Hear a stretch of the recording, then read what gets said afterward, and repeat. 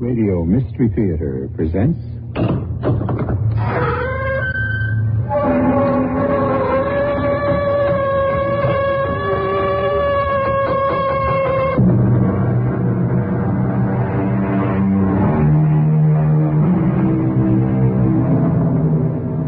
Come in. Welcome. I'm E.G. Marshall. We turn this time to a classic melodrama. An incredible chiller. I say incredible because it was written by a 19th century lady who seldom left her house. I speak, of course, of Charlotte Bronte, most famous of the three literary sisters whose strange brother, Patrick Branwell, was a prototype for some of the men in their novels. The day of the governess is past, but she was quite a fixture in the days when opulent mansions housed the wealthy, or the housekeeper and staff of servants who sometimes shared dark secrets.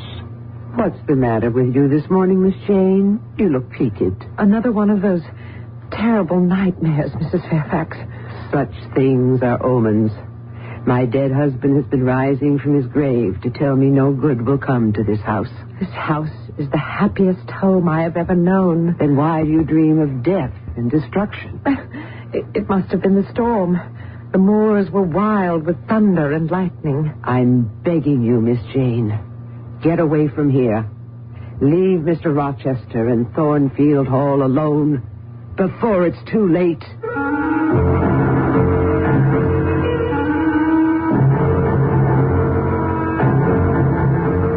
Our mystery drama, Jane Eyre, has been adapted from the Charlotte Bronte classic especially for the Mystery Theater by Elizabeth Pennell, and stars Patricia Elliott and Arnold Moss. I'll do that shortly with Act One.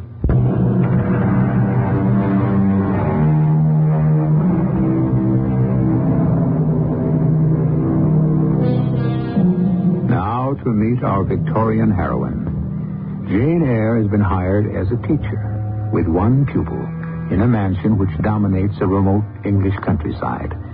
A setting much like that where the Bronte sisters lived and dreamed of adventure. As we begin, Jane has volunteered to post a letter for the housekeeper. The nearest village is 2 miles away, but she welcomes the opportunity to walk by herself across the moor. It is a January afternoon, and the ground is hard, the air still, and the road lonely. At the top of the hill, Jane pauses to enjoy the view. And suddenly, she is not alone.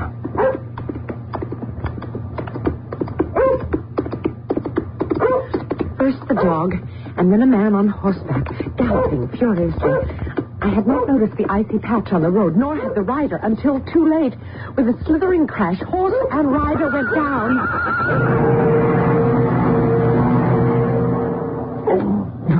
What the deuce? Are you injured, sir? I'm not sure. Let me help you. Oh, stand to one side. But you're hurt. I'll go for help. No. I don't seem to have any broken bones, only this confounded ankle. You can't stay here on this lonely road if you're unable to mount your horse. Where do you come from? Just below. That house with the battlements? Yes, sir. Well, whose house is it? Mr. Rochester's.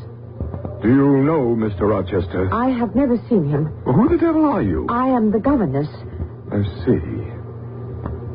Well, if you're not afraid, grab hold of my horse's bridle. Lead him over here to me. I know little of horses. Now, come here. Let me lean on you. That will do.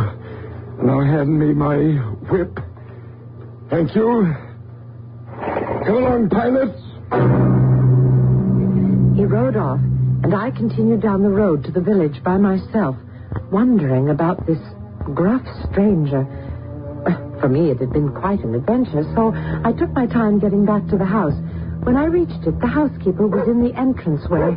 Pilot, hush up. Mrs. Fairfax, that dog. Yes, he came with his master. With whom? Mr. Rochester. He arrived shortly after you went to post the letter. That couldn't have been... Mr. Rochester has had an accident. His horse fell. His ankle is sprained. Did he ask about me? Miss Eyre, I have not yet had a chance to tell him about you. The surgeon has been sent for.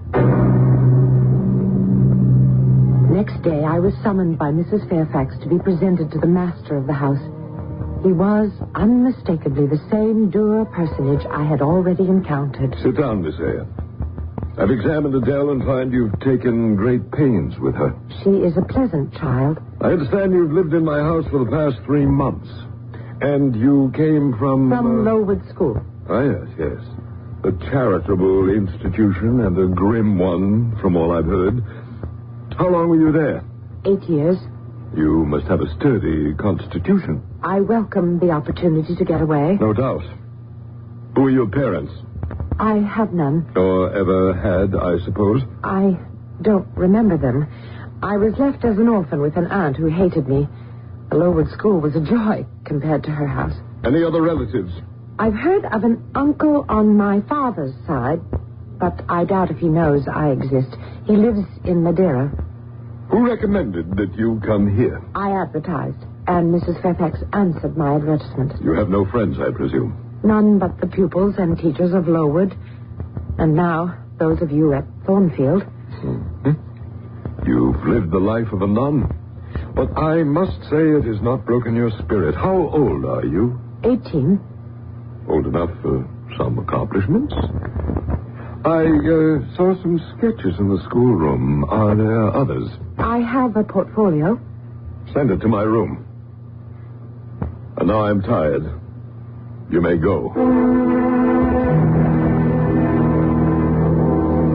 It's true that I do not frighten easily, and I was content as the days went by to be left with my pupil or to wander alone through that enormous house. One day, I climbed through a trapdoor onto the roof. Oh, a fine place for sketching. As I started down the 3rd floor staircase, this dreadful sound sent me running. Mrs. Fairfax! Mrs. Fairfax! Yes, my dear. I didn't know there was anyone upstairs. Why, there's not. That wing of the house is quite empty. But I heard someone laughing. Oh, such a terrible laugh. Oh, that. It must be Grace Poole. Grace Poole? One of the servants. She acts quite unbalanced at times. But where have you been? Mr. Rochester wants to see you. I found him seated by the fire. And as the light played over his stern features, his dark eyes had a softness out of keeping with his manner. He caught me off guard. You examine me, Miss Eyre. Do you think me handsome? No, sir. What fault do you find with me? Mr. Rochester, I shouldn't have answered that way. Don't criticize me. Go ahead. Does my forehead not please you? Do you think I'm a fool? Far from it. Well, you look puzzled. And a puzzled air keeps those searching eyes from studying my face. I'm feeling gregarious and communicative tonight. Talk to me. I have nothing to say. Well, then I'll make you say something. From your point of view, I'm sure I'd be judged a sinner. I do not make judgments. Oh, you would if you knew how I've wasted all my years. Why do you regret the past when there's a future to look forward to? I look forward to nothing but misery. But you have Adele and... Indeed. I rue the day I became encumbered with that brat. Well, then why did you make her your ward? I'm a victim of circumstance. Children annoy me. Well, I told you I feel talkative. Wouldn't you like to know something about Adele? If you wish to tell me. The child has no more memory of her parents than I do of mine. Her mother was a dancer. I found her in Paris, a glorious creature with whom I fell madly in love. She played me for a fool from the beginning, taking my money, giving a heart to a handsome devil of an army officer by whom she had a child, and claimed the child was mine. But does that shock you, Miss Eyre? No. But if the child was not yours, why do you feel responsible? Because the infant was abandoned. Which proves that you are a man of compassion. Perhaps. But I have no feeling for that girl, unless I see of her the better. And if you don't like my attitude, you're not compelled to stay here. Oh, now you have shocked me. Adele is a lonely little orphan, forsaken by her mother and disowned by you. Already she leans on me as a friend, and I will do my best to comfort her.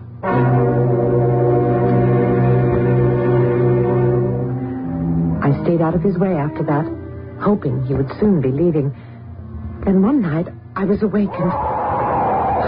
That terrible sound again, followed by a moan which came from just outside my door. With shaking hands, I put on my robe, opened the bedroom door, and... Who's there? Who is there? In the far distance, someone was climbing the stairs.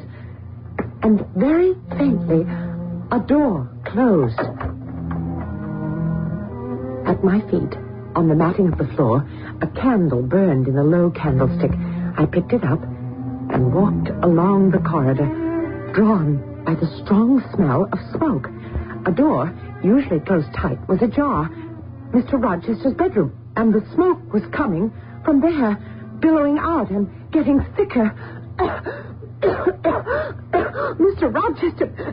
Mr. Rochester! Wake up! The draperies at the head of his bed were on fire. I grabbed a pitcher from the washstand and... What the devil? A fire, sir. Get up quickly. In the name of all the elves in Christendom, is that Jane Eyre? What have you done with me? Your bed was on fire. But what brought you to my bedroom? There was someone in the hallway. Someone who cried out and then went upstairs. I see. You said you saw no one but heard a cry. Yes, I thought it must be that Grace Poole. Exactly so. The unfortunate woman has nightmares.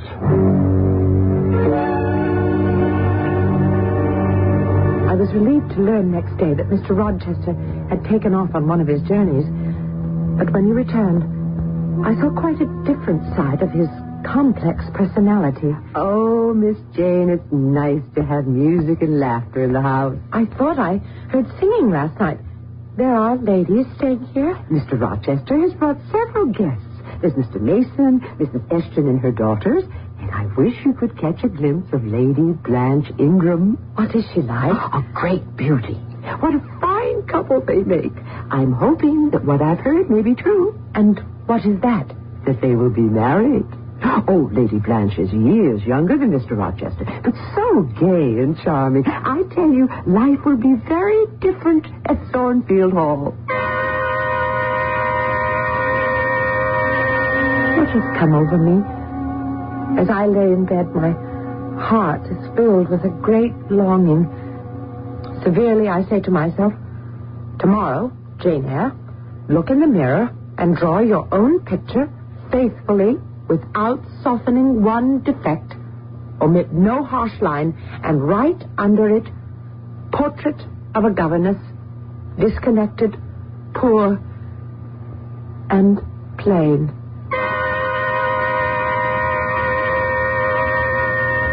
In due course, I was introduced to the ladies who ignored me and Adele so completely that it was easy to stay out of their way. Then one night, as I sat alone in my room, there was such a commotion that I opened the door. Mr. Mason needs help. Rochester, for heaven's sake, come back to your rooms, all of you. Except for you, Jane Eyre. What's happened? I need you. Come this way. Take my hand.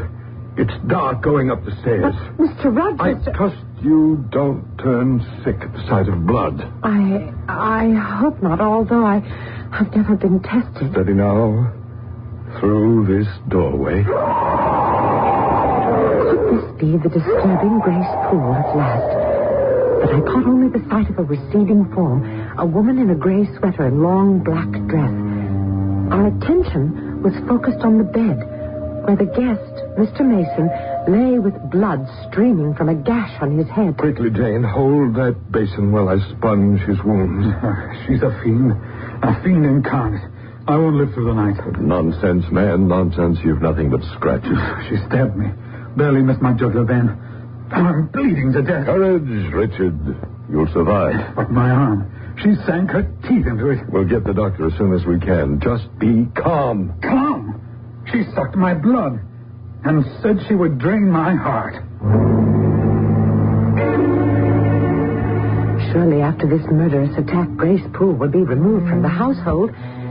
But weeks later, I saw the retreating form of the woman in gray and black starting up the attic stairs, only while she was still on the stairway, from overhead, I heard...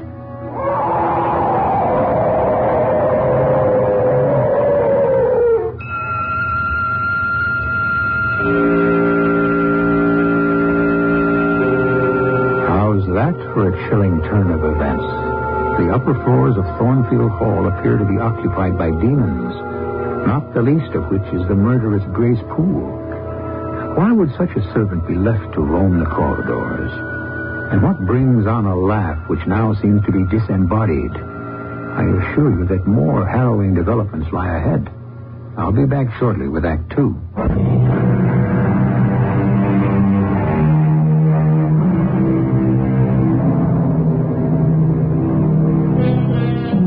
The unfortunate Mr. Mason apparently made a quick recovery. In any event, the guests all departed as suddenly as they had come. And so did Mr. Rochester. I don't think I'd like to spend a night at Thornfield Hall, much less be confined there without knowing what was going on. But Jane Eyre was used to being rebuffed when she asked questions. And in spite of her strange environment, she had never enjoyed such a life of ease. Her pupil, though not especially bright, was eager to learn. And Jane spent the rest of the time with her sketchpad and books in the library. Mr. Rochester has come home, Miss Jane. Oh, and it's all working out just the way I hoped it would. He is planning to marry. Will they be living here? Well, he can answer that himself. He has asked to see you out in the garden. Thornfield is a pleasant place in summer, isn't it, Jane? Oh, yes, sir. You've made yourself quite at home here. I assume you're somewhat attached to this house. Indeed, I am. And although I can't understand why you seem to have acquired a certain regard for that foolish child Adele and even for simple Dame Fairfax. In different ways, I have affection for them both. And you would be sorry to part with them? Yes. Pity. But that's the way it is. The time always comes when one must move on. But, sir, I'm very happy here. Yeah, well, that's the extraordinary thing. It will make parting more difficult. You mean I must leave Thornfield? I'm sorry, but you're dismissed as of tonight. Is it because you are going to be married? Exactly so. Soon, sir? Very soon. But what about Adele? I'll send her away to school, and you must get a new situation. I will advertise immediately. But in the meantime, may I stay on until I have somewhere else to go? I hope to be a bridegroom in about a month. But I'll find employment for you. In fact, my would-be mother-in-law has already heard of a place where they need a governess in Ireland. That's a long way off, sir. From what? From England and from Thornfield and... Well? From you, sir. It's very interesting that you should say that, Jane. Because when we're alone as we are now, and I'm close to you, I have a queer feeling that I would miss you very much if you should go away. You will forget me very quickly.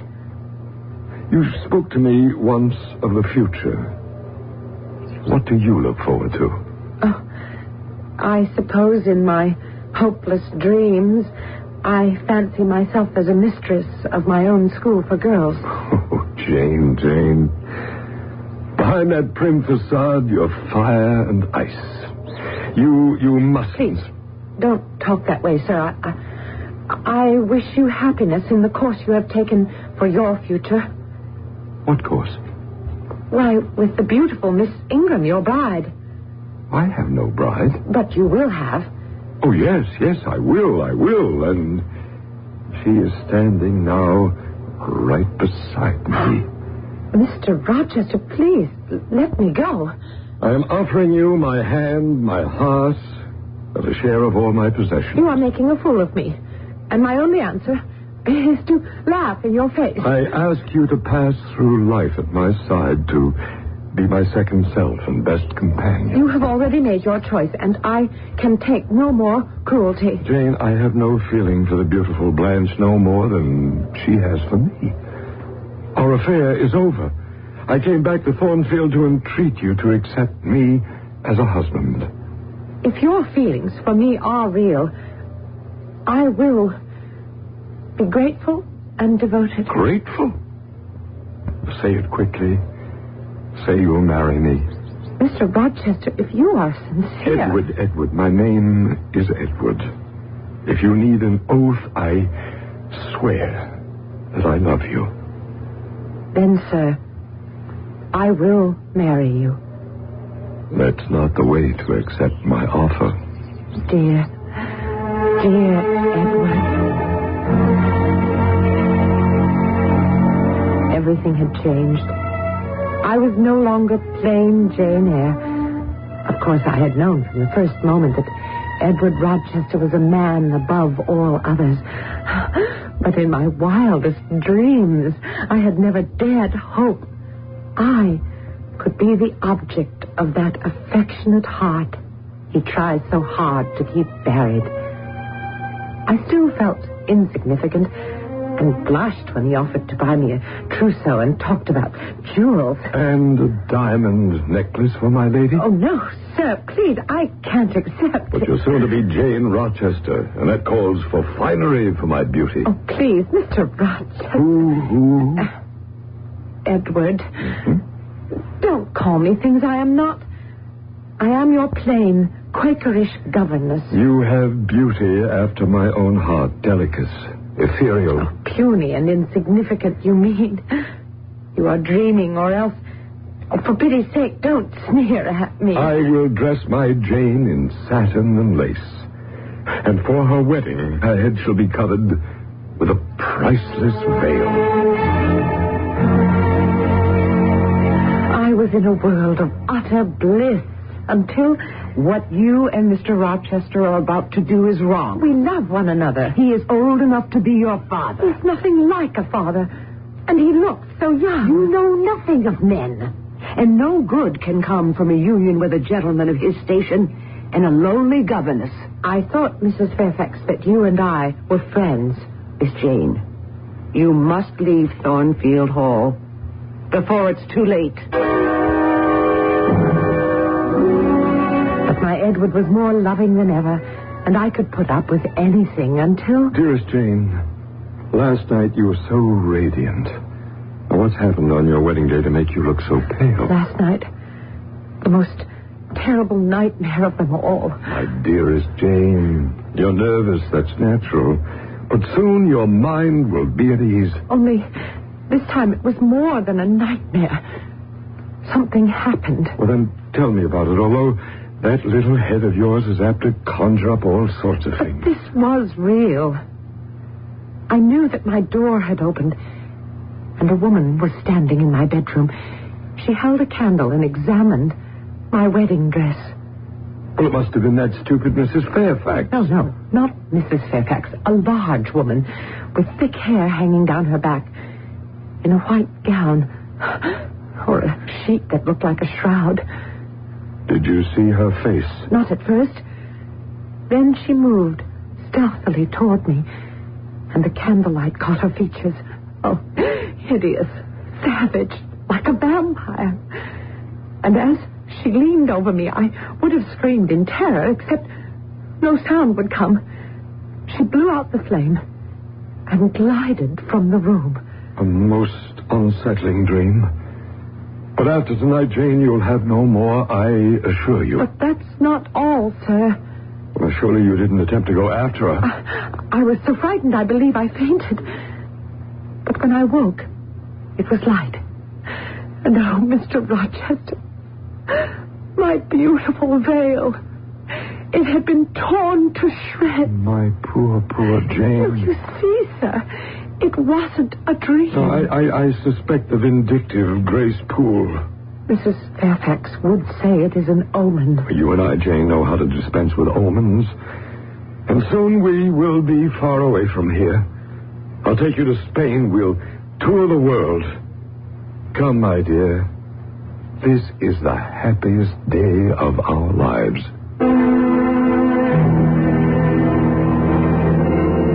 If either of you know any impediment why ye may not lawfully be joined together in matrimony, ye do now confess it. Stop this mockery of a wedding. Mason, how dare you? I might say the same to you, sir. Go on with the ceremony. It cannot take place. Pay no attention to this intruder. Go on, I say. Let Mr. Mason speak. This marriage is unlawful. It must not be consummated. But why, Mr. Mason? Because Mr. Rochester is already married. He has a wife. Miss Jane, I warned you. I was trying to keep you from... You should have told the girl. Leave my innocent Jane out of this. How can I? Mason, I should knock your block off. You won't touch me, and you know it. I'm convinced the girl knows nothing, and I've already been in touch with her uncle. What do you know of my uncle? I made inquiries through my solicitor, and I've seen your uncle in Madeira. You've seen him? But then why hasn't he written to me? He's very ill. But thank heaven he sent me back here in time to stop the wedding. Mr. Mason, at the chapel you accused Mr. Rochester of being... He was prepared to become a bigamist. He's right, Miss Jane. Oh, please, I don't understand. I thought she might be dead. But I found out last April that she was alive, all right. Who, Mr. Mason? My sister Bertha. Mr. Rochester's wife. No, this can't be. It's true, Jane. If you can call such perversity the truth. But, Mr. Rochester, you cannot be married. Bertha Mason is mad, and she came of a mad family. There may be something in what you say. Yet the law decrees that an incompetent wife must be protected. The law? For 15 years I've done my duty, and for 12 years she's been no wife to me. Yet the bonds of marriage are sacred. I would move heaven and earth to keep my treasured Jane from learning how low one can sink in deprivation. But now her eyes must be opened. Mr. Rochester... Lead the way, Mrs. Fairfax. Miss Jane must see for herself what has for so long been hidden on the 3rd floor of Thornfield Hall.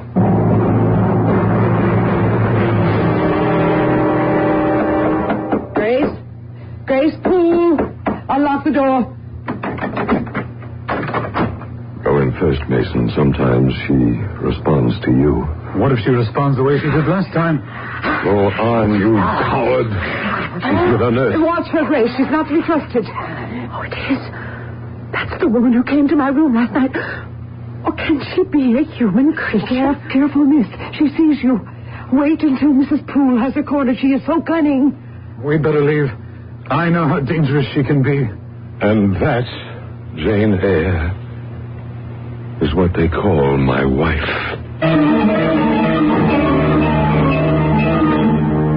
Now we know the secret of that ghostly 3rd floor of Thornfield Hall. Picture, if you will, the scene Jane Eyre was forced to witness. The door was unlocked by the stolid Grace Poole, a somber matron in gray and black. But behind her, groveling on all fours, a wild creature with long hair hanging over her face, like some fearful beast of the jungle. We will mercifully close the door before continuing presently with Act 3.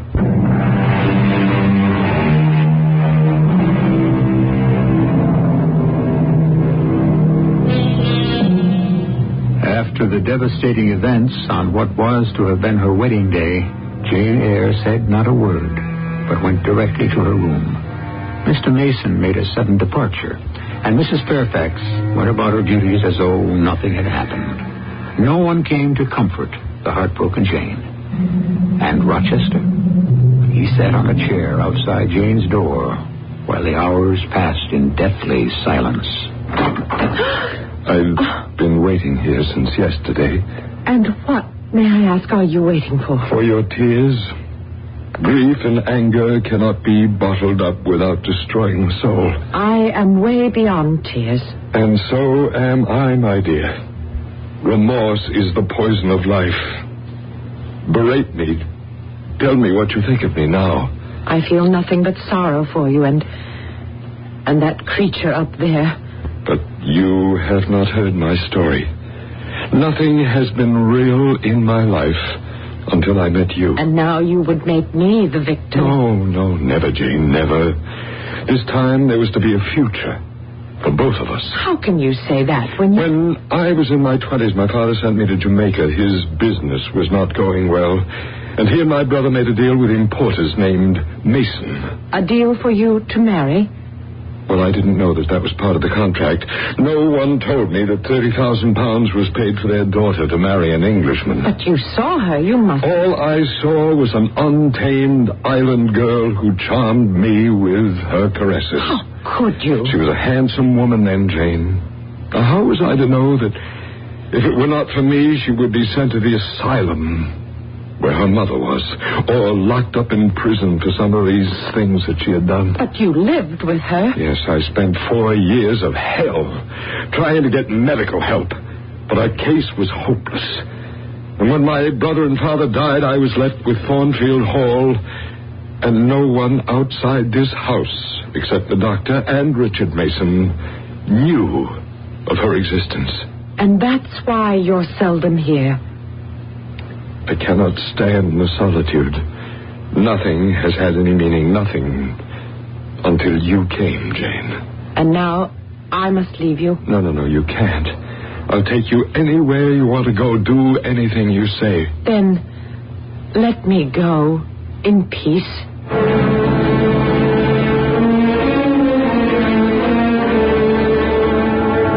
I left Thornfield Hall in the dark of night, and can scarce remember how I stumbled over the moor until I reached the village. It was almost dawn when I found a sleepy man with a carriage. I showed him what money I had and asked him to take me as far as it would go. He put me off at Whitcross. You want a room at this hour of the morning? No, I'm looking for employment.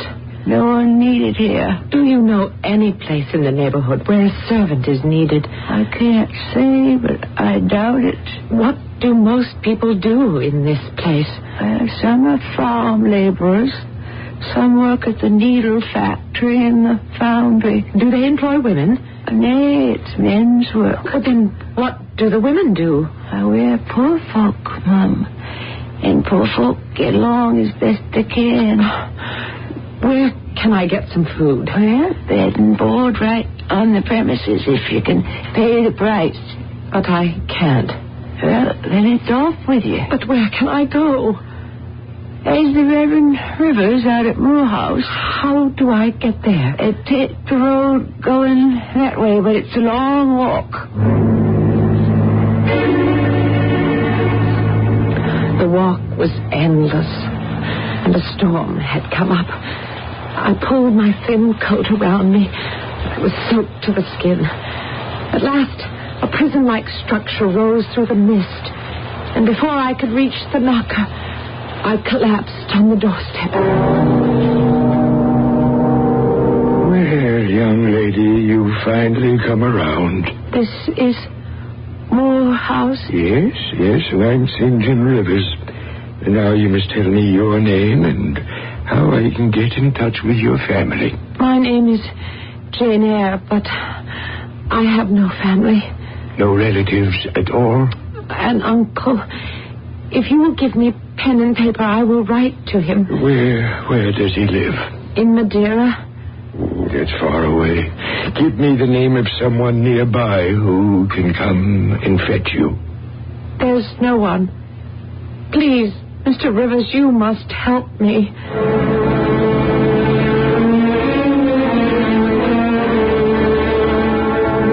Although my heart was heavy, good fortune came my way. Miss Eyre, you've been of such help at the mission. I don't know how we could have got along without you these past months. And I'm happy to tell you, sir, that I now have a way to repay your kindness. It's been repaid many times over. No, I've heard from my uncle's executor. I'm soon to inherit what seems to be a vast sum of money. Well, I'm happy for you, although I hope this does not mean that you'll be leaving us. I want to share my inheritance with the mission. And then, what I've always wanted, my own girls' school.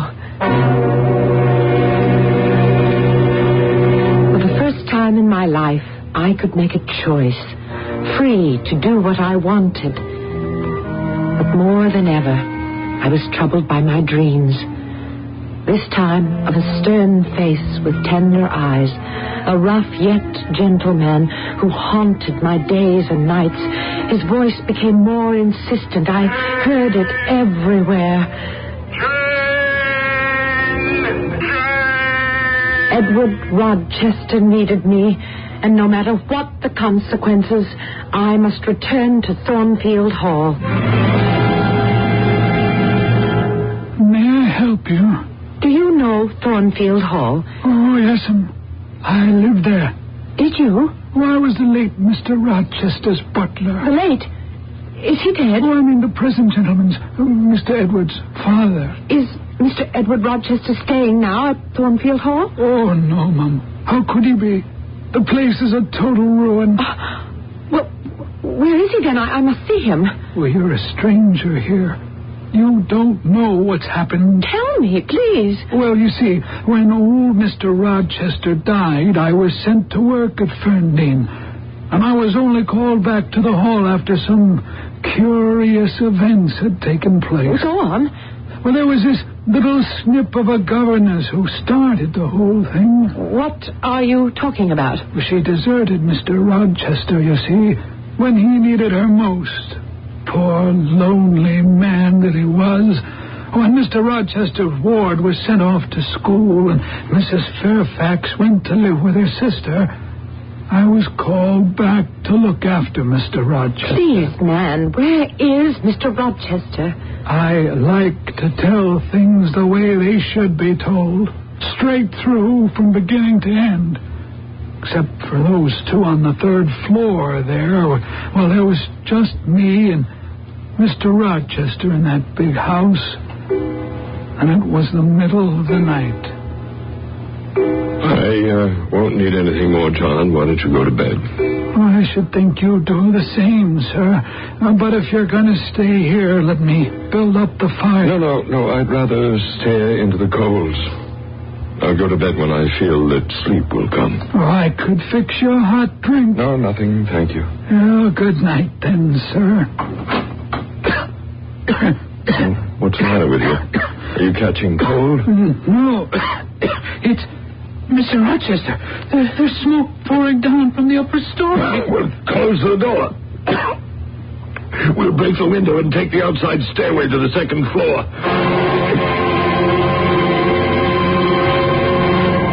The left wing of the house is on fire. Where is Grace Poole? Fast asleep, I imagine. Sometimes she takes a drop too much. That's what I'm afraid of. And when Bertha gets loose, anything can happen.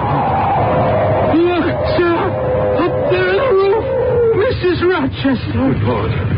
Bertha! Bertha! She'll be consumed by the flames. Get to her. Oh, you can't, sir. Pitiful as it is, there's nothing you can do. I must try. Bertha! Sir, let her go! Bertha! She's jumped! Mr. Rochester, look out, sir!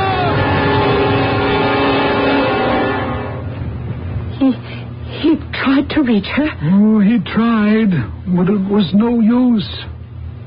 She was dead. As dead as the stones on the courtyard where a broken body lay. But it was Mr. Rochester I worried about. He was injured?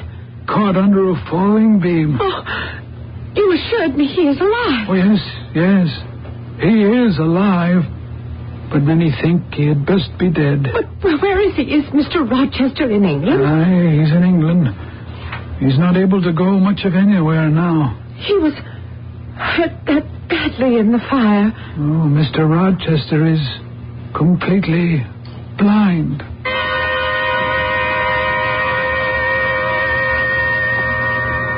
I will pay you well to take me to this place where Mr. Rochester is staying. Friendin? Oh, I don't mind driving there. My sister works for Mr. Rochester, but... Oh, I doubt that he'll let anyone in the house. You must persuade your sister to let me see him.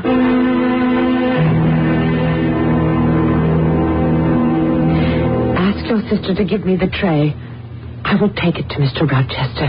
Oh, I hope we're not doing wrong by letting you into his house. Well, if he orders you out, I'll drive you back to the inn. Pilot, be quiet. What makes you so excited? Mary, is that you? Mary is in the kitchen. Who is that? Pilot knows me. But don't take advantage of these sightless eyes. That voice... No, it can't be. Speak again. You called me, and I have found you. Give me your hand. Oh, there's no mistake. Jane Eyre. It is, sir. Am I hideous, Jane? Yes, Mr. Rochester.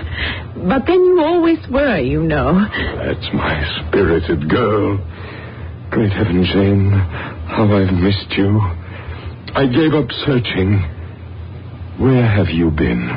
It's a long story, sir.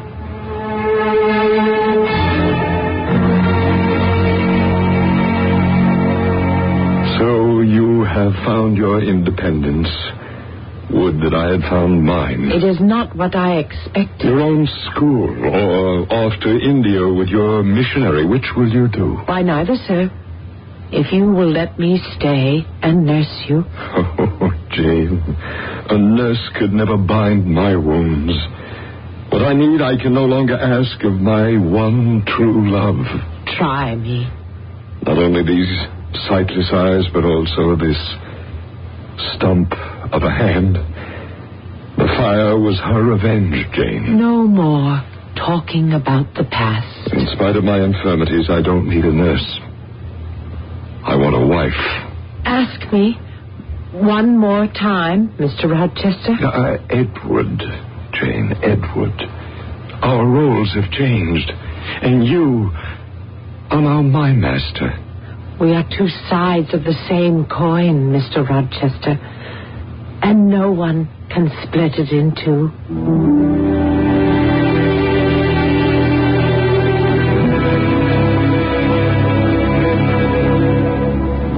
It seems unreasonable that everything worked out so well for such a pair.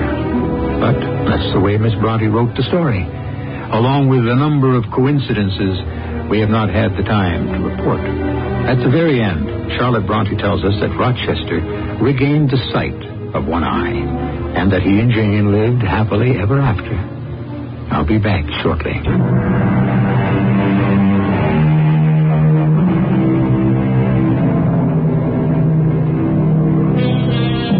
The Gothic novel was very popular in the 19th century, and it's back in style today. Women writers are still leading the field, just as they did in the Brontes' day. There seems to be renewed interest in ghostly mansions, orphan girls, and bold men, both dashing heroes and those with evil intent. I hope you agree that such fare makes good listening. Our cast included Patricia Elliott, Arnold Moss, Lloyd Batista, and Anne Petoniak. The entire production was under the direction of Hyman Brown. And now, a preview of our next tale. Just a minute. Sorry, I'm late. Never mind that. Come in. Quick. You can see. See what? The outer space people. They are on now. Quick. I don't know what you're talking about, Flo. But that's Margaret from Five in the Family. She's going upstairs to her bedroom. I recognize the house. It's the Graves' house. No. It can't be. They were there. Clegor and Gundrick. Who? The ones who want to help, to warn us. Funny names. What are they? New characters in the show? No. They're space people from some... Grace, they were there. And now they're not. No, Flo. Grace, hold on to me. I think I must be going crazy. This is E.G. Marshall inviting you to return to our Mystery Theater for another adventure in the macabre. Until next time, pleasant dreams.